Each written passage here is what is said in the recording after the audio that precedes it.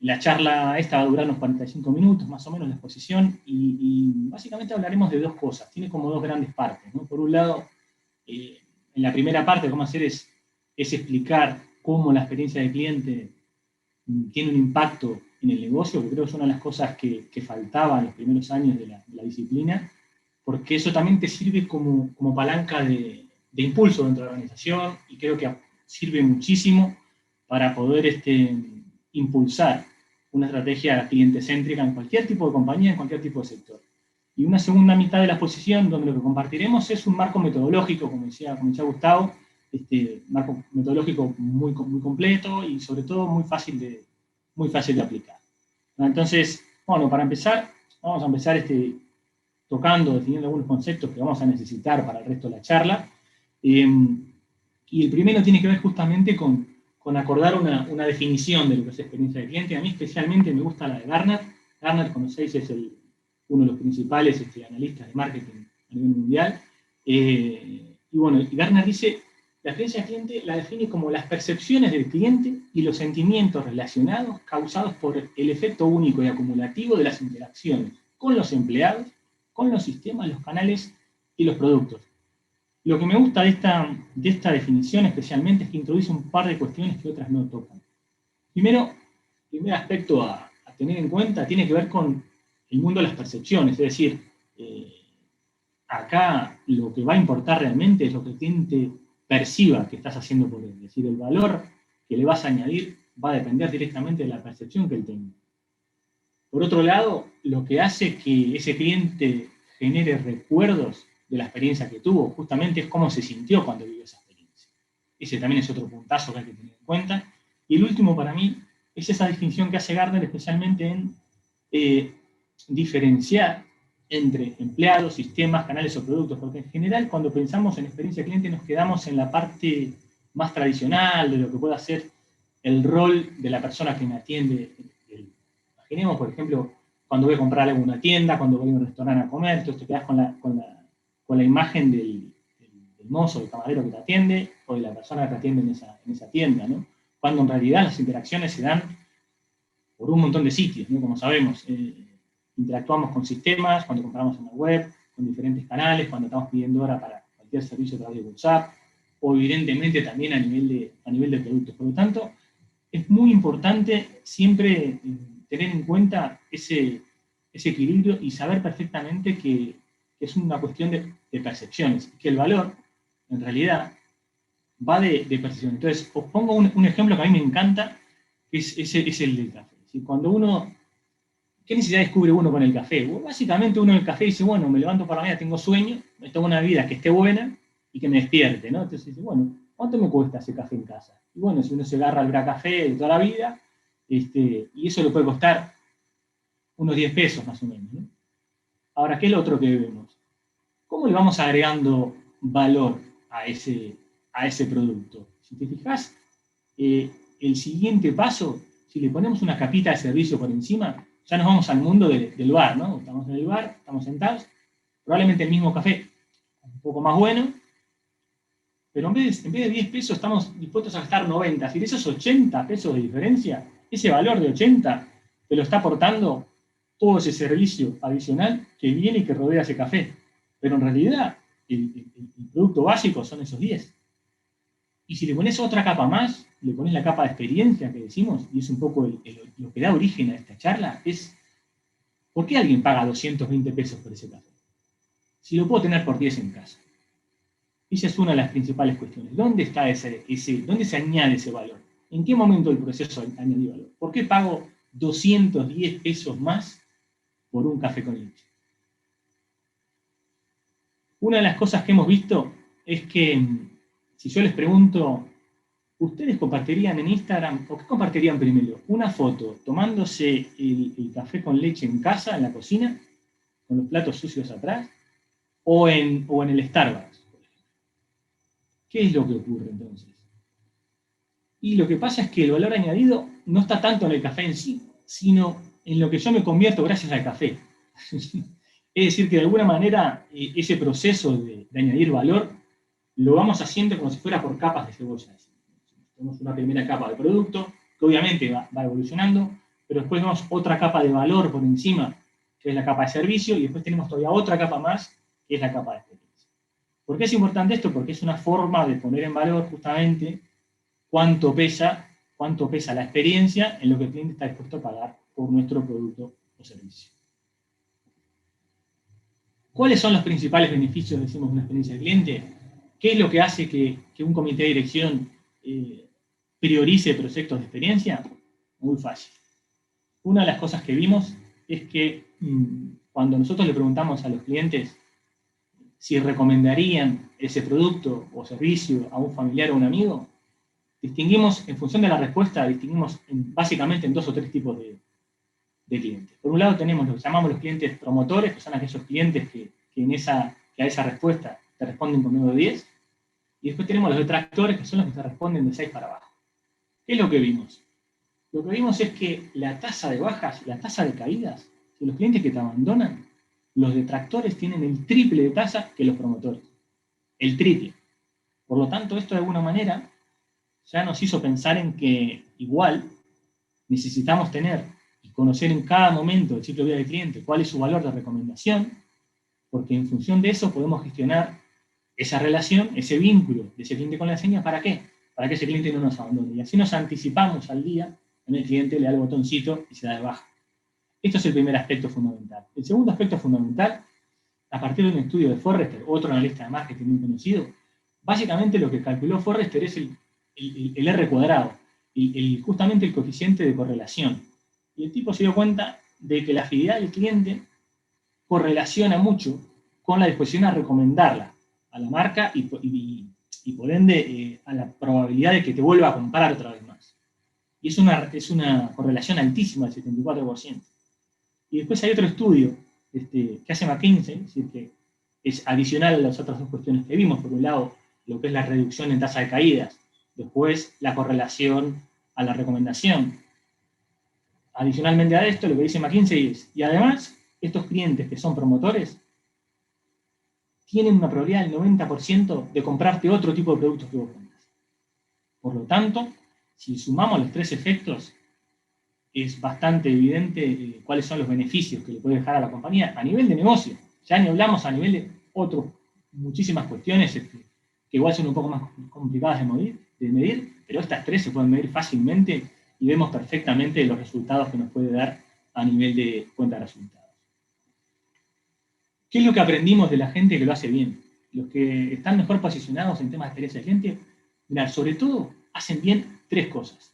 Por un lado, tienen apoyo especialmente de dirección general. Esto es crítico. Crítico porque al final lo que vas a pedir son recursos para este tipo de cosas. Bueno, pues yo necesito tantos millones, necesito tantas horas de sistema, necesito tantas personas. Si al final tus proyectos de mejora de experiencia de cliente van a competir con otros proyectos, por lo tanto alguien va a tener que priorizar, y por lo tanto es fundamental tener un comité de dirección totalmente alineado.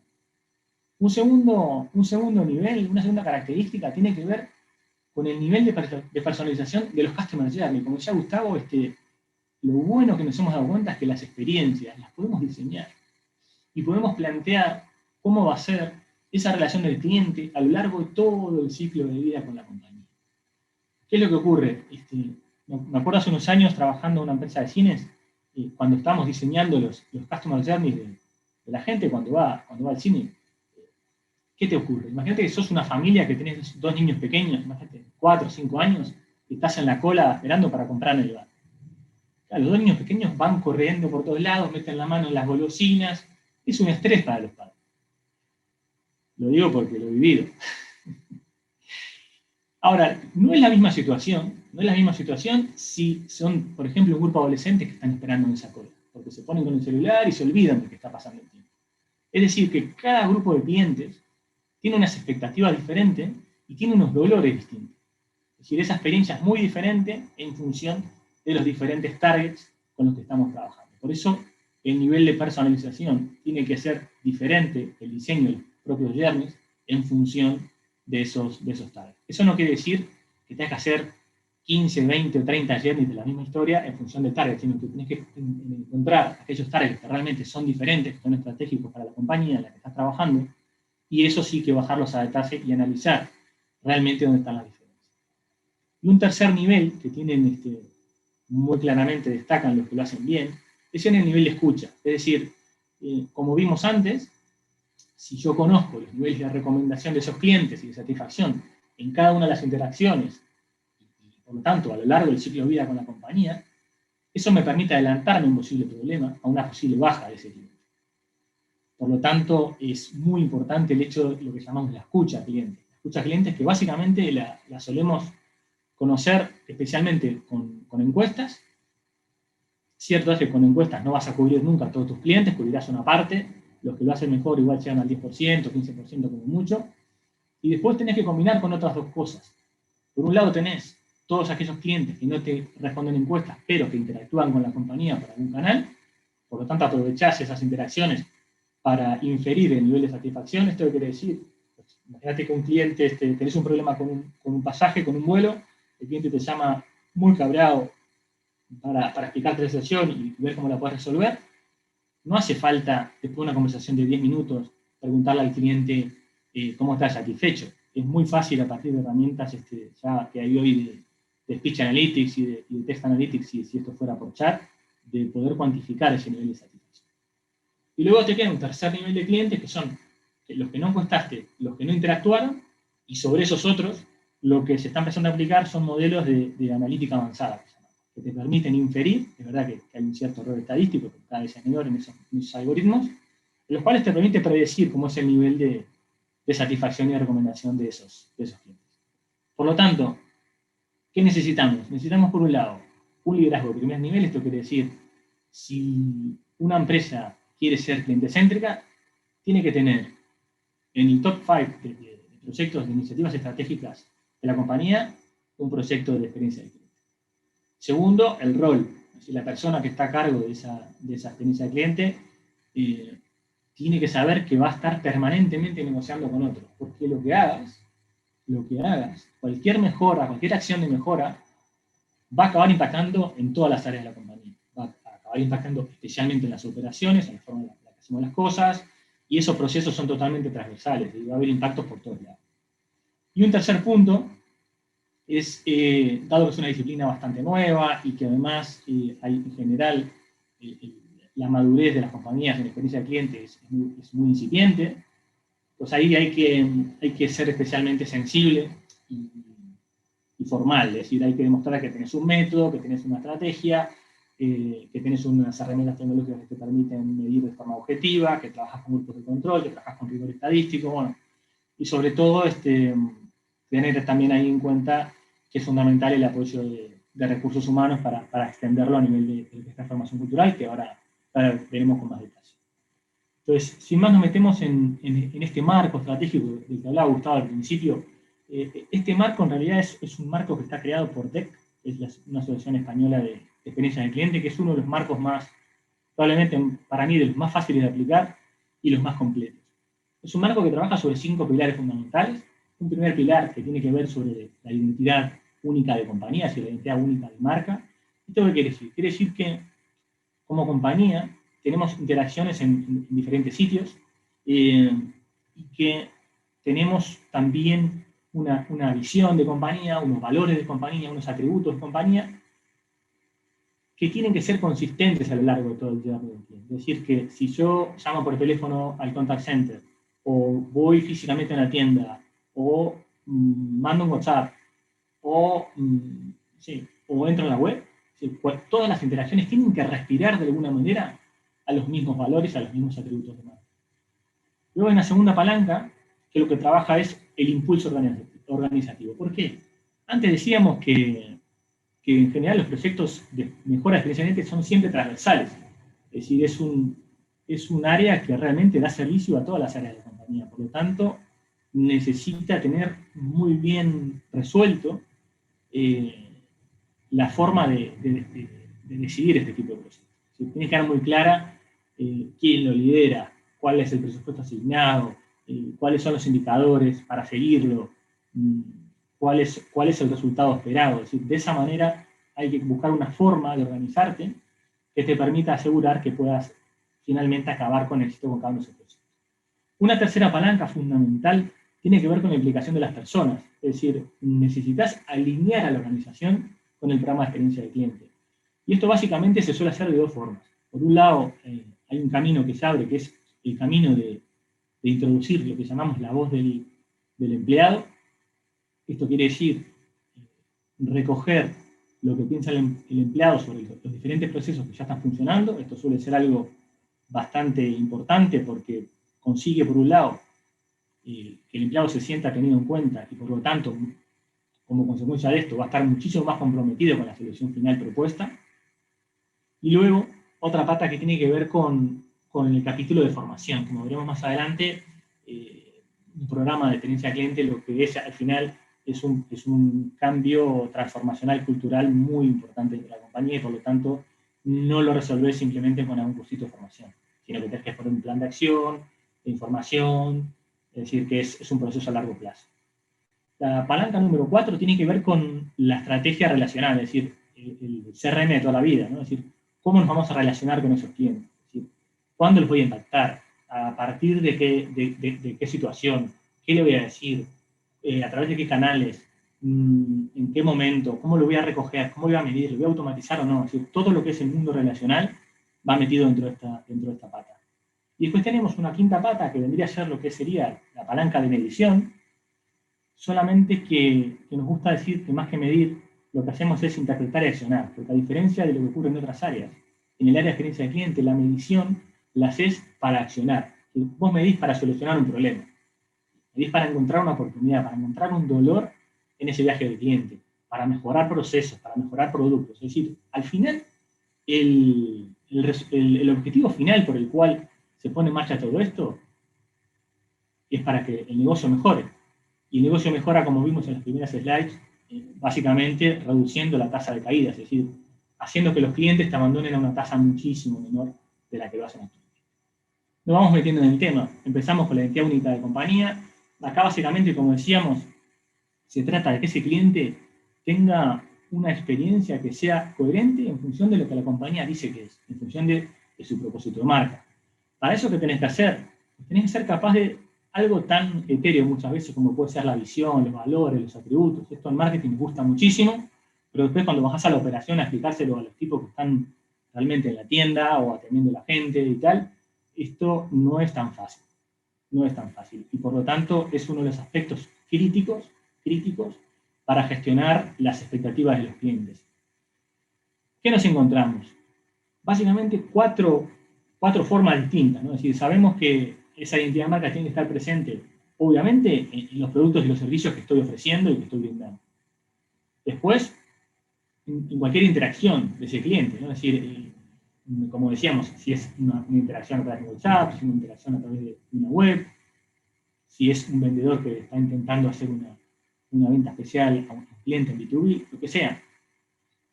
Después, otro capítulo tiene que ver con el comportamiento de los propios trabajadores, ¿no? Es decir, cómo se comporta la persona que me está atendiendo en el punto de venta, el que está en la oficina, el que me atiende el teléfono. Es decir, tenemos que conseguir de alguna manera darle herramientas a las personas, darle herramientas para que consigan hacer esto. Porque es muy fácil, marketingianamente, ¿no? Lanzar el típico video corporativo con los valores de la compañía y acabamos todos abrazados y cantando al final del video. Pero después las personas que se encargan de esta tarea, y a las cuales además le vamos a hacer unos mystery, lo vamos a ver si realmente cumplen con lo que pedimos o no, tenemos que darle herramientas para que realmente puedan llevarlo a la verdad. Y después hay otro aspecto más, obviamente, que es las instalaciones físicas. Obviamente las instalaciones físicas también tienen que respirar todo lo que tiene que ver con los valores y los atributos de la marca. A mí me gusta especialmente este caso de McDonald's específico, por ejemplo, por poner simplemente algo con lo que podamos trabajar un poco. Decimos, proveer un ambiente divertido y seguro, donde los clientes disfruten de buena comida con ingredientes de calidad y a precios accesibles. O sea, si es un ambiente divertido, por ejemplo, la persona que te atiende no puede ser especialmente formal, no puede estar vestida toda de negro, con cara aburrido, te tendrá que saludar, te tendrá que despedir, tendrá que hacerte una sonrisa. Es decir, se imaginan que hay un montón de cosas que decantan a partir de esta misión. ¿Y eso cómo se hace? habitualmente se construye lo que llamamos guías de principios de experiencia de cliente, que en realidad lo que hacen es como una especie de traductor entre los atributos de la compañía y las tareas que le estamos pidiendo al final que haga el empleado que está dando la cara a ese cliente. De alguna manera lo que hace es justamente lo que decíamos, ¿no? Si vos tenés que ser divertido, ¿qué quiere decir divertido? Bueno, hay que explicar, hay que bajar a detalle mucho más qué queremos decir con divertido, porque si vamos a la interpretación de lo que cada uno entienda, lo que cada empleado entienda que tiene que ser divertido, se imaginan, puede ser que acaba siendo un caos aquello, y obviamente los valores de compañía se van a la base.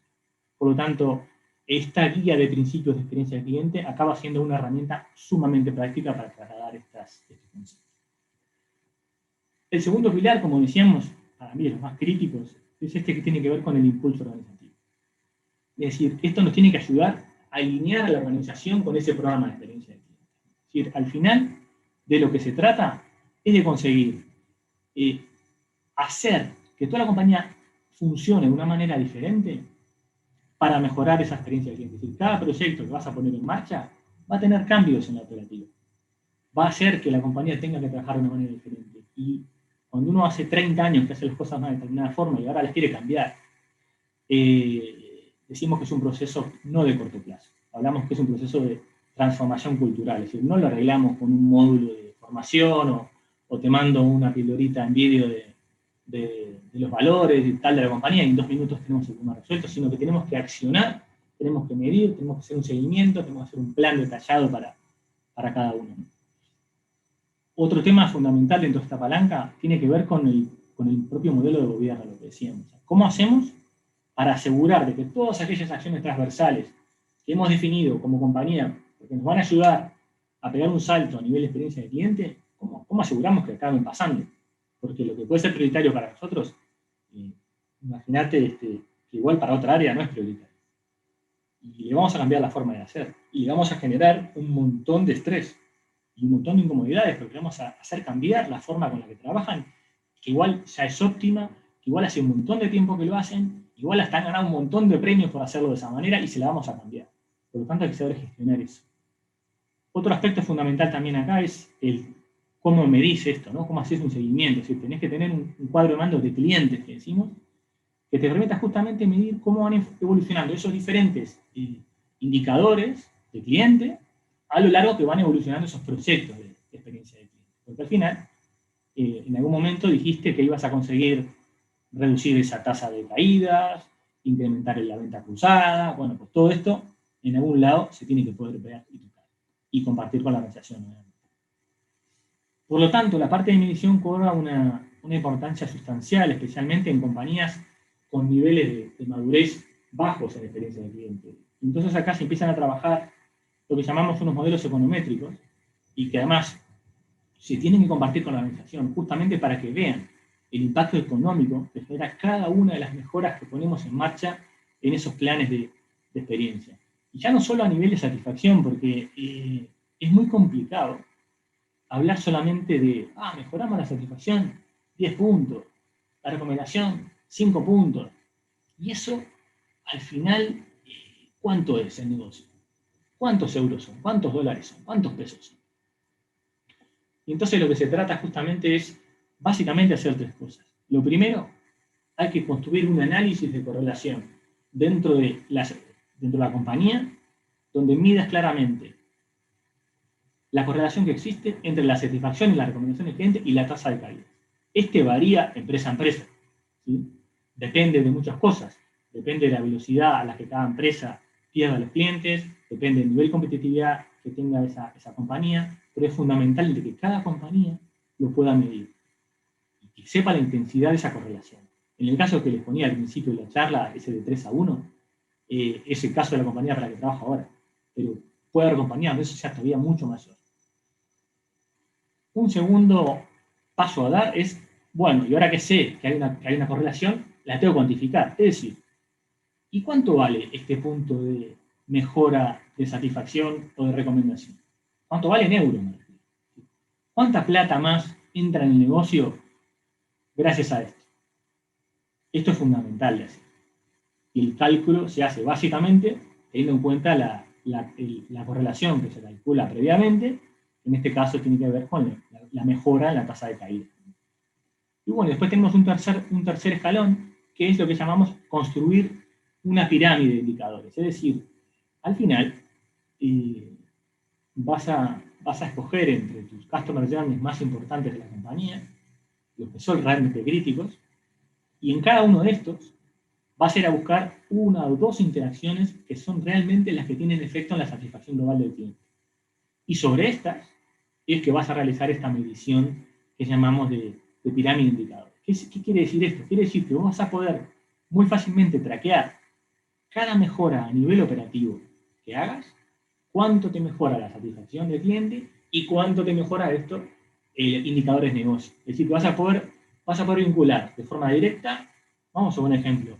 Pensemos que somos una compañía que vende zapatos, que empieza a vender zapatos online y que necesita 3 días entre que haces el pedido y te lo manda a casa.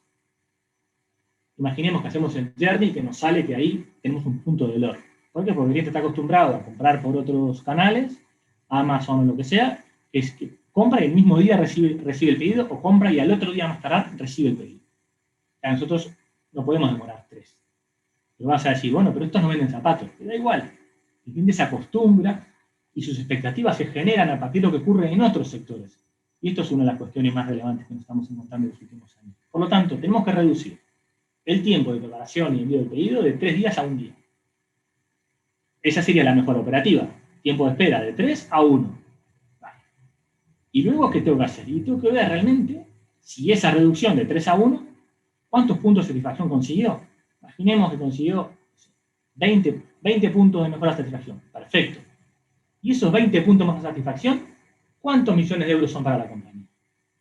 Como ya tenemos calculado la mejora económica en puntos de satisfacción, cuánto corresponde con negocio, podemos tener toda la pirámide completita. Es decir, podemos saber cada una de las mejoras operativas, cuánto es en satisfacción y cuánto es a nivel de indicadores de negocio. Por lo tanto, bueno, y lógicamente esto no se puede hacer con todas las interacciones.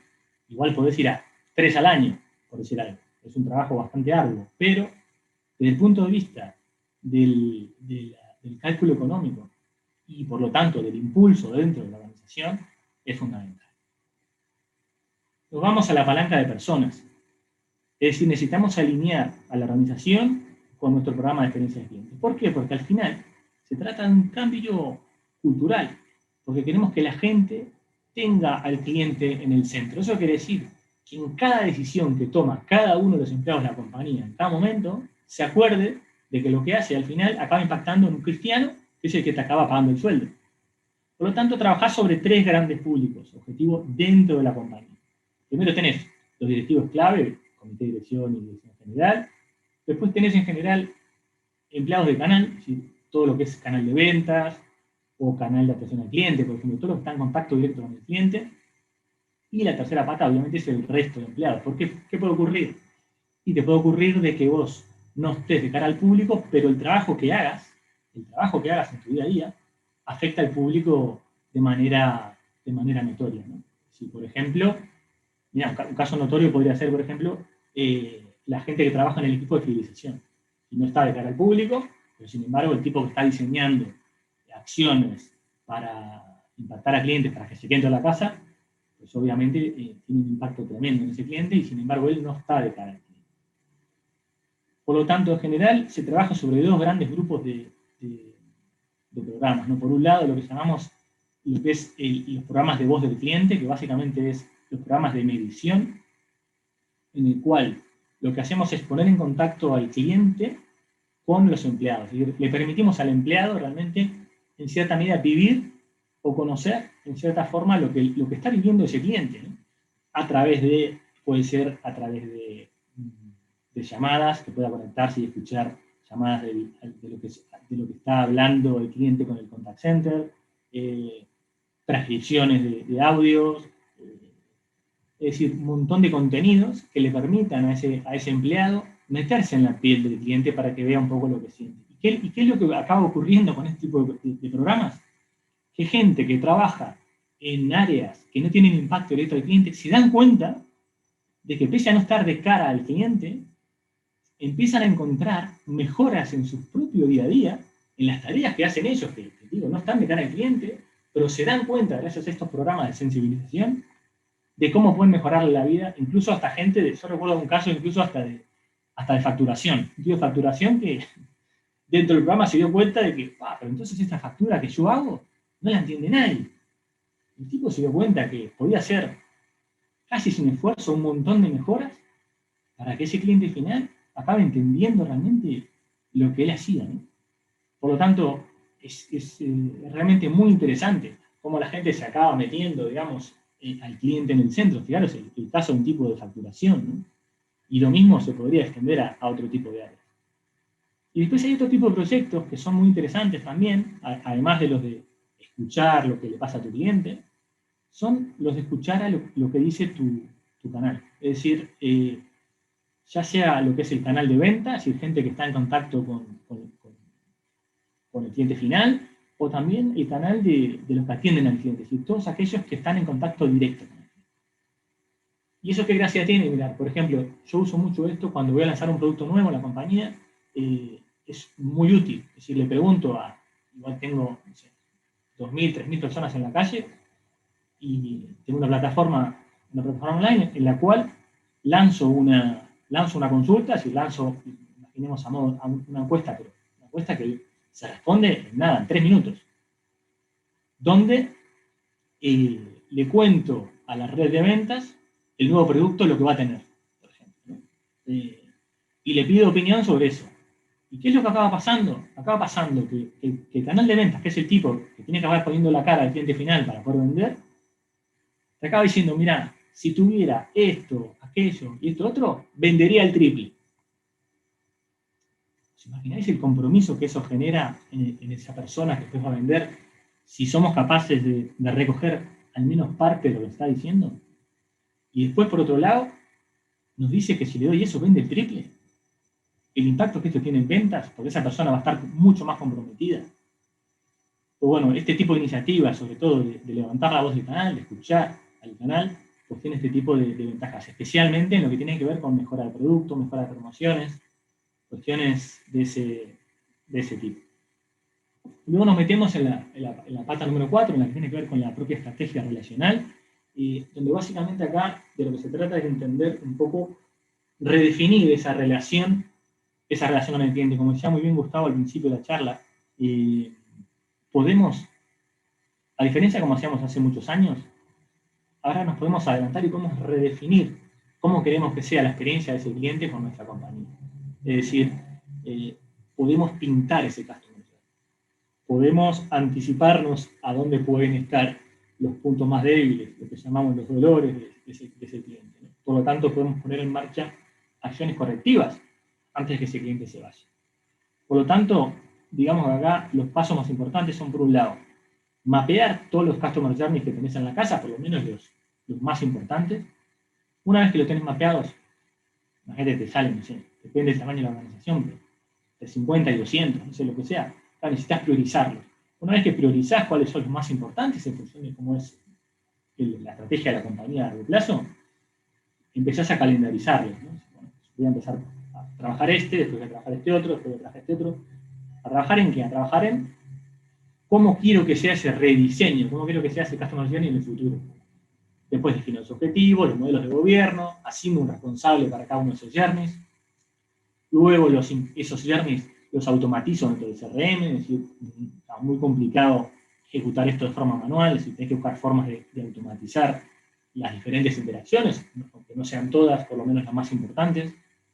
Después analizar las diferentes interacciones, esos touchpoints, ¿no?, que impactan en la satisfacción del cliente, sobre todo para identificar, como decíamos, esos puntos de dolor, cuáles son aquellas cuestiones, aquellos momentos de contacto con la compañía que más esfuerzo reclaman del cliente. Y muy bien, como veíamos también, definir esos indicadores de seguimiento, ese poder de mando para ir compartiendo con la organización cómo va la cosa. Os traigo simplemente, de forma muy, muy ilustrativa, algo muy, muy simple, que es el Customer Journey, por ejemplo, de lo que sería un restaurante. Entonces, ¿cómo se lee esto? En la parte superior, en lo que sería la primera fila, tenemos ordenado de forma cronológica las diferentes interacciones del cliente con la casa. Por ejemplo, el cliente entra al local, lo atienden los camareros, elige la mesa, ve la carta, elige los platos, etc. Luego tenemos una línea que lo que hace es, dice, vale, por un lado tengo mis experiencias positivas hacia arriba y lo que es más negativo hacia abajo. No quiere decir que haya ido mal o haya ido bien, simplemente que en general, como se ve, el momento de pagar no suele ser el momento más divertido de la cena, ¿verdad? Entonces, ahí tengo emociones positivas y negativas, las tengo ordenadas por las diferentes interacciones, y lo que hago además es, a cada una de las interacciones le voy a asociar los procesos internos de la compañía. Y si todavía quiero ser más fino, puedo distinguir entre los que son visibles para el cliente y los que no son visibles. Pongo un ejemplo. En el momento de entrar al local, por detrás hay procesos como puede ser la limpieza local, el orden del local, la propia decoración del local, si queremos, ¿no? Que son procesos que para el cliente son invisibles. El cliente llega y se lo encuentra así. Pero nosotros hemos tenido que trabajar ahí. ¿Por qué es importante hacer esa relación entre momento de contacto y proceso? Y porque al final, cuando encuentres un dolor, vas a saber cuáles son los procesos que tenés que modificar. Imaginemos, por ejemplo, que a los clientes, un día después de haber ido a comer, les mandamos un WhatsApp, o les mandamos un email, o los llamamos por teléfono, lo que sea, para preguntarles, bueno, y contame cómo te fue cómo te lo pasaste cuando viniste a comer con nosotros. Y le vas preguntando sobre los diferentes aspectos. ¿Qué te pareció la atención de los camareros? ¿Qué te pareció la carta? ¿Te pareció corta? ¿Te pareció qué tal? Le vas preguntando sobre las diferentes interacciones, ¿no? ¿Y qué es lo bueno? Imagínate que el cliente te diga, y mirá, la verdad que la atención de los camareros es muy mala. Y coincide justo que es en la misma zona del restaurante, en los mismos horarios, y que eso básicamente apunta todo al mismo camarero. Es evidente que tenés que estar con ese camarero, explicarle, formarlo o despedirlo, depende de este problema. Pero básicamente te muestra muy claramente dónde está el punto de dolor y te permite mejorarlo. Por eso es muy importante eso que decíamos antes de conocer la medición de la satisfacción del cliente a lo largo del proceso. Y bueno, dos cosas importantes. A la hora de diseñar es importante saber a través de qué canal se produce esa interacción y después, como decíamos, la propia emoción, ¿no? del cliente, ¿no? Es una emoción positiva, es una emoción negativa y bueno, qué nivel de intensidad. Y bueno, nos metemos en la última palanca, la palanca que llamamos de interpretación-acción. Esa es una palanca fundamental, porque al final todo lo que hacemos lo hacemos para que mejore el negocio. Y por lo tanto, todo ese análisis que hemos hecho antes, a nivel de interacciones, a nivel de medición y tal, se tiene que reflejar en una mejora del negocio. Y entonces, ¿qué decimos? Pues mira, en realidad, en experiencia cliente nos aseguramos de crear sistemas de escucha, ¿no? Es decir, sistemas de medición que te permitan recoger, te permitan medir de forma objetiva esa voz del cliente, ¿no? Y del canal. Es decir, tenés que crear algo sistemático y objetivo que te permita levantar esa voz, porque después en base a eso vas a tomar un montón de decisiones como compañía. Y te diría que hay tres grandes líneas de trabajo, y no hay más. La primera es la de identificar cómo identifico puntos de dolor y cómo los reduzco. Esto es una parte muy importante de lo que nos dedicamos. Una segunda, cómo incorporo la voz del cliente para desarrollar productos, es decir, cómo hago lanzamiento, cómo hago innovación de nuevos productos, haciendo participar al cliente dentro de ese proceso a través de mecanismos de co-creación, bueno, a través de diferentes metodologías. Pueden ser metodologías muy conocidas como metodologías muy innovadoras, ¿no? Y después una tercera pata que tiene que ver con todo lo que es la mejora de procesos, como decíamos, ¿no? Veíamos en el learning ejemplos de cómo mejorar los procesos, además detectados de una forma bastante fácil y rápida. Otro concepto importante que solemos empujar desde el área de experiencia del cliente tiene que ver con lo que es la segmentación estratégica del cliente. Y sobre todo la introducción de lo que entendemos que es algo crítico y es el valor del cliente. Es decir, ¿cuánto vale para mi empresa este valor, este cliente, a lo largo de toda la relación con la misma? Y realmente es el valor a nivel del margen que nos deja durante todos los años en los que va a estar con nosotros. Porque eso te permite clusterizar los clientes en base a valor actual, a cuánto vale ese cliente hoy y cuánto puede llegar a valer ese cliente en el futuro, y en base a eso realizar acciones para mover segmentos de clientes de un sitio al otro. Es una herramienta muy, pero que muy útil. Y ya para acabar, a nivel de acción, básicamente distinguiría entre dos cuestiones, ¿no? Es decir, podemos actuar a nivel individual o a nivel agregado. A nivel individual, ¿esto qué quiere decir? Yo recibo una llamada, estoy en el call center, recibo una llamada de un cliente que tiene un problema específico y hago lo que se llama el close de loop. ¿Qué es esto? Esto es, el cliente me llama, detecto que hay una insatisfacción, es decir, ¿cómo valoraría esto? Pues me pone un 0, un 1, un 2, lo que sea. ¿Cómo soy capaz de, en ese momento, resolverle el problema? Como mínimo, empezar a resolver su problema. Aunque no solo acabe de resolver en ese momento, empezar a resolverlo. ¿Por qué? Porque cuanto más cerquita estemos actuando del momento de la insatisfacción, mucho mayor es la probabilidad de poder resolverlo a tiempo. Por lo tanto, esto es un aspecto fundamental. El poder resolver a nivel individual haciendo este cierre del círculo que llamamos.